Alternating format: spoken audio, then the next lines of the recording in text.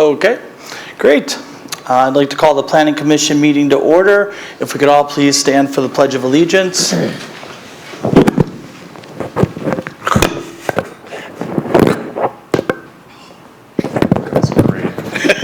I pledge allegiance to the flag of the United States of America and to the republic for which it stands, one nation, under God, indivisible, with liberty and justice for all.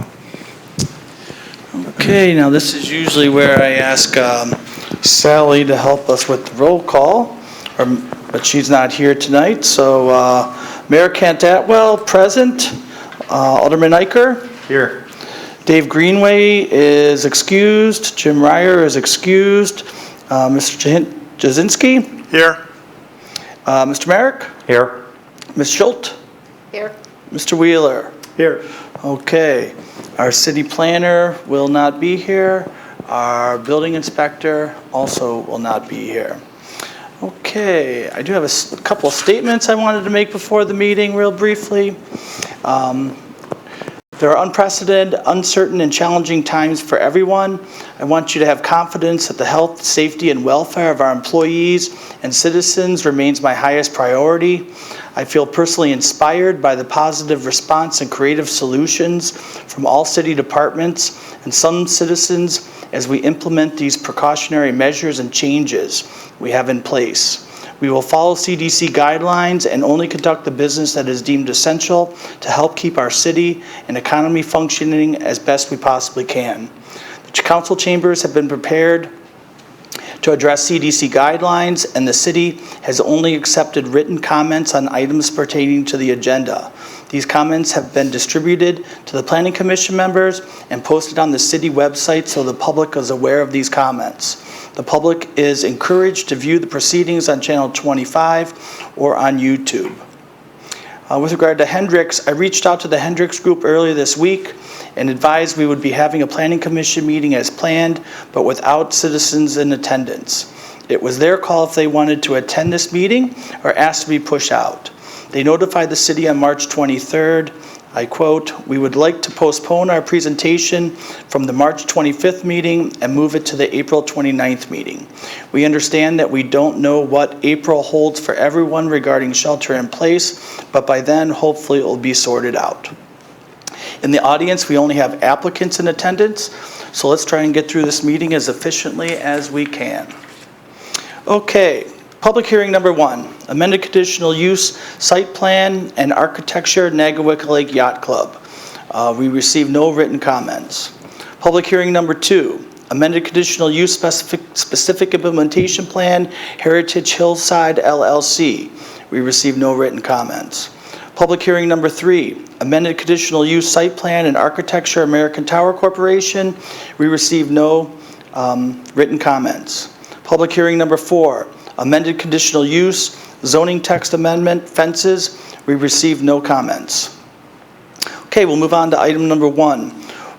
Motion to approve Planning Commission meeting minutes of February 26, 2020. Move to approve. Second. All in favor say aye. Aye. Opposed? Abstentions? Passes. Okay. Do we need to say who seconded for Sally, or you writing that down? You know, that's a great idea. And So and Tim made the motion and Dan seconded. Dan seconded. Okay. Please remind me to have you do that if I forget in the future. I'll try. There were no citizens' comments pertaining to the consent agenda. Item number 3, consent agenda. Anybody like to make a motion or move anything off of the consent agenda? One second.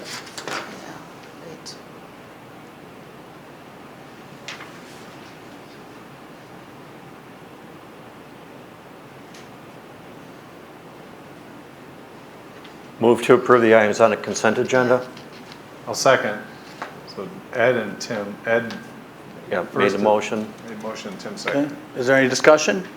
All in favor say aye. Aye. Opposed? Abstentions? So, Delafield LLC, Marty's Westberg, you are approved. Ramco Grishnan Properties LP, you are approved. Cushing Park LLC applicant Scott Buckley, you are approved. Hendricks Commercial Properties applicant JNB Signs Incorporated, you are approved. Hendricks Commercial Properties LLC applicant Laura Sline, you are approved. Heritage Hills LLC applicant Stuart Drought, you are approved. Anybody else? Everybody else here is for the other items on the agenda, I hope. Okay. Do you have a question? Yes, Mayor. We are on the agenda. I was wondering if we could postpone our presentation to the April meeting also. Sure. Which item are you? We are the Hillside Drive, the Heritage Hillside for the architectural improvements. Okay. Do you help me with the number? Number 5A. 5A? Okay. Would you mind just coming up and just introducing yourself and Sure. and then so we've got this captured. So Hi, Gregory Hughes. to the microphone. Speaking of the please. mic. Okay. That's- Hi, Gregory Hughes with Heritage Hillside, 2725 Hillside Drive for the architectural improvements to the Outlook building. We'd like to postpone our presentation to the April or May meeting. Okay. Great. Sounds good. Thank you. Thank you. Be safe. Thank you. Okay. So now we'll move on to 4. City of Delafield citizens' comments pertaining to items on the agenda. We had received one comment, and it was emailed to all Planning Commission members prior to the meeting and posted on the city website next to the Planning Commission e-packet. Okay, we'll move down to 5B. DELC 0793.021 and DELC 0793.021.001, 705 Genesee Street, Delafield, owner applicant 705 Genesee Street LLC. These folks have asked to be postponed, so they will not be back until April. 6A, DELC 0801.999.009, 2901 Gulf Road, Delafield, owner Nagwaukee Square LLC, applicant American Tower Corporation. Do we have somebody here for that? Seeing we don't, I'm willing to be flexible on people not attending if we don't have any real concerns or questions. As am I. Yeah, I am too. Yeah. I didn't have any issues with it. I Yeah. didn't, and they were here last meeting. So. Yeah. Yeah, no issues with it. Real good. Okay. Motion to approve the American Tower Corporation plans as shown this evening. Dan? Second, Ed? Great, thank you. Any discussion? All in favor say aye. Aye. Opposed? Abstentions? It's approved. Okay, 6B, DELC 0783.9831131 Mariner Drive, Delafield, owner applicant, Nagawik Lake Yacht Club. Herb? This may be a record today. I was here. Herb Rasmussen, 3098 Stonebridge Isle, Delafield. I'm speaking on behalf of the Yacht Club. We had a presentation last month, and we're looking for a recommendation for approval.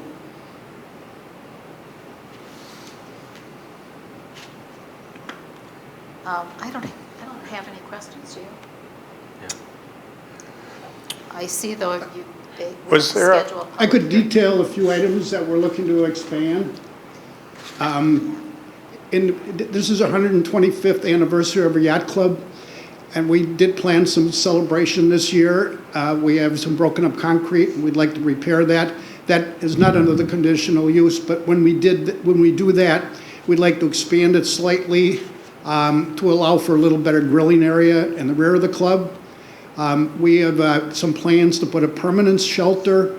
We have a temporary shelter now. We put a tarp over our picnic area, and we'd like to make that a permanent shelter like you find a pavilion in the parks.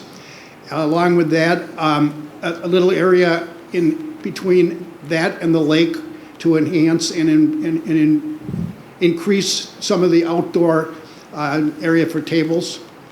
And set up a rain garden, and with that shelter, we need some footings, so there'd be footings that are about 3 feet larger than the concrete slab we have. Nothing significant except for the permanent shelter in lieu of putting up a canvas shelter every year. And this is what you presented last month? I'm sorry? This is what you presented last month? Yes, it was. Same thing. There were some very good pictures Yeah. of what they wanted to do. Yeah. in the Yeah, packet. it's a nice And I think it improvement. looked really nice, very nice. Yeah. I don't have any concerns, but we need to schedule a public hearing, don't we? Didn't we have that? We just had Did one. we Yeah, have a we just public had hearing that. already? Oh, we just Yeah. had it. That's why I was just looking for the, I was gonna I'm go up reading- to my I'm list to reading- see. I'm reading I was trying to off the find the right report. spot on the planner's report, just to make sure if Roger Yeah. Yeah. made something Because that I we thought, did how come that. it's not Sure. here? Maybe we need another one. I'll make a motion to approve And recommend a common council. and recommend a common We council. haven't been doing I'll that. This is Second. Bob Weiler. I'll second. Good, you good, Tim? Oh, yeah. Okay. All in favor, say aye. Aye. Opposed? Abstentions? Passes. Thank you. Thank you, Herb. Thank you. Thank Thank you. you, Herb. So who gets the invite to the party? Yeah. I made the motion. 7-Eleven. Okay, 6C, DLC 0793.990.001, 416 Butler Drive, owner applicant Delafield Heartland WPCC. Applicant seeks preliminary feedback on amended conditional use plan to incorporate solar collection panels and schedule a public hearing. Hello. Hi, Kirk Kindred, N27W24025, Paul Court, Pewaukee, Wisconsin. Great. If you can, Representing Sunvest Solar for the solar panels that we're putting at the wastewater treatment and the next one that's up. great. So are we good to take C and D together? As far as, Yeah. We could. I think they're just for both discussion amended. purposes? Yeah, I think they're both amended, right? Yeah. Yeah. Yeah. Good.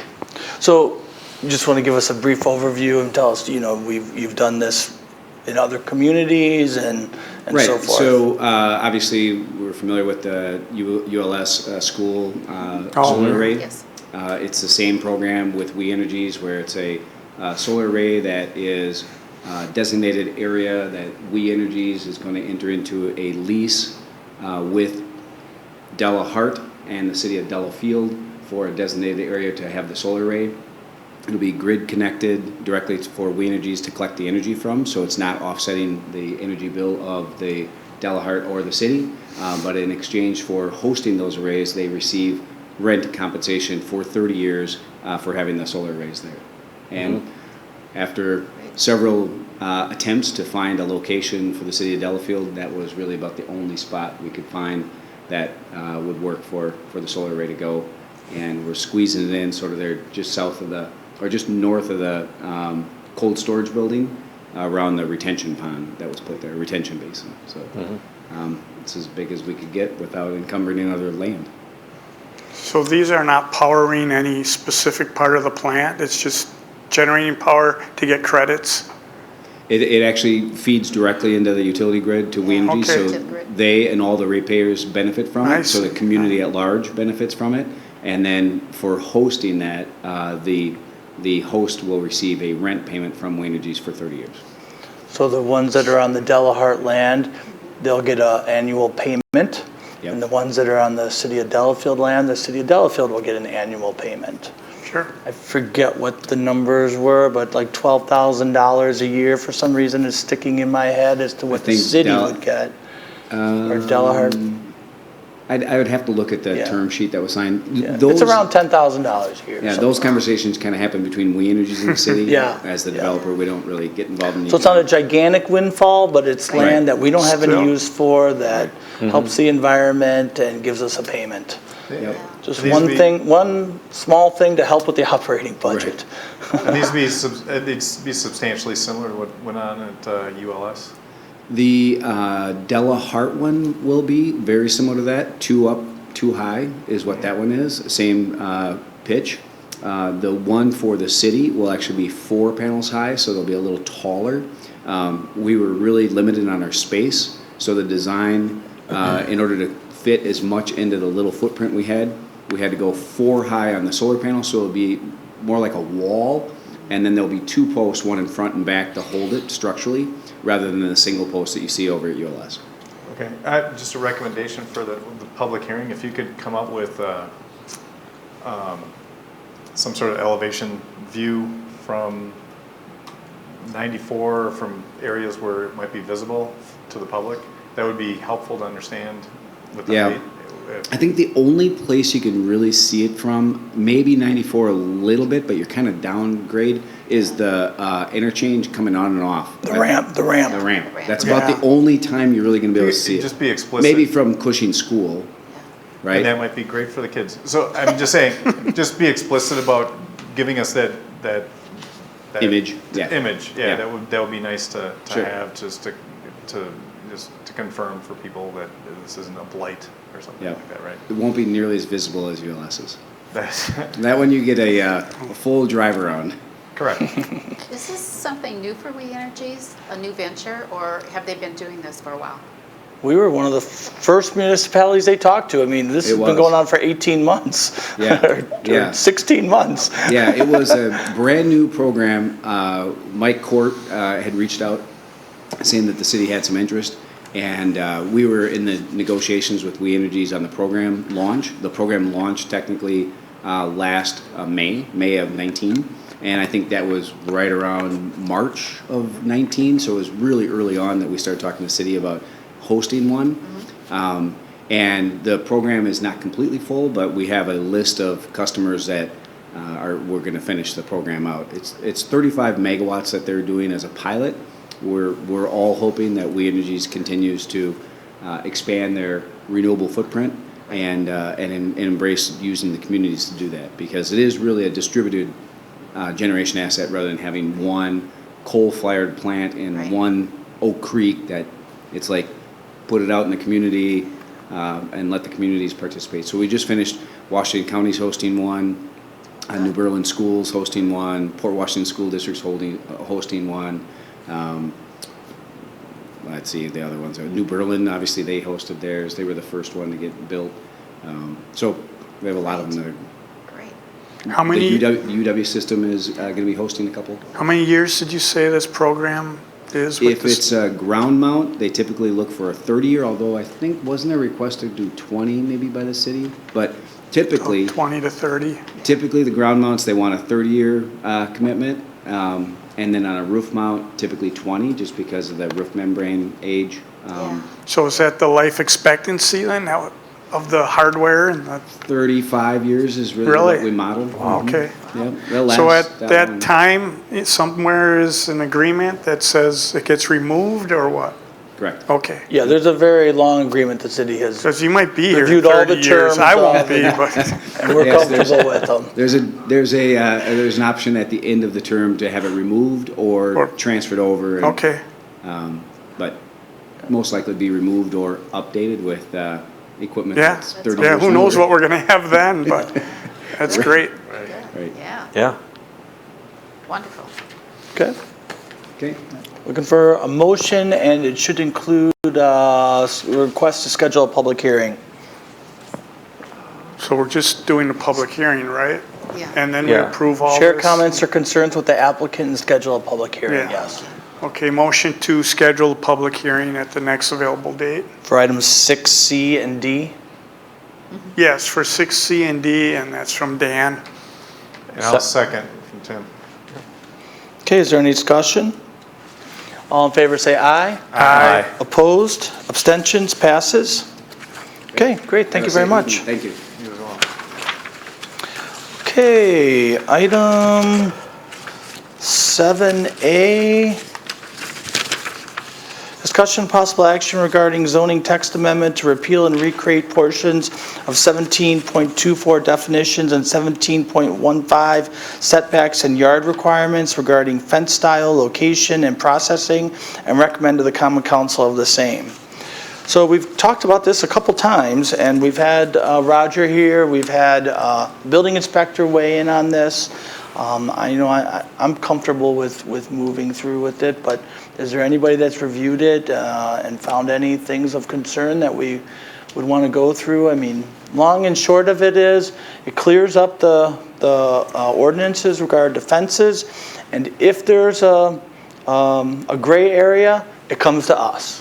Right? In the past, the building inspector was asked to try to interpret the code and then make an assignment. Now it basically says, if it's a gray area, then it comes to us. So just like signs, we could potentially get more issues on fences in the future. That's a fundamental difference. Okay. I agree. No, I read through it. It looked like all the updates were made. Looked good. I am good to recommend approval of the fence update ordinance and recommend to council the same. Second, go on. That was Tim. Who Second, seconded? Ed. Ed Great. seconded. Is there any discussion? Seeing none, all in favor say aye. Aye. Opposed? Abstentions? Passes. Okay, 8A, Clerk, Planning Commission meeting dates and deadlines. April 29th, 2020 is the next meeting. The meeting submittal deadline is April 14th, 2020. Public hearing submittal deadline is March 30th, 2020. I refer you to correspondence. The planner is not here. The building inspector is not here. So I will adjourn the meeting, seeing no further business at 7:21.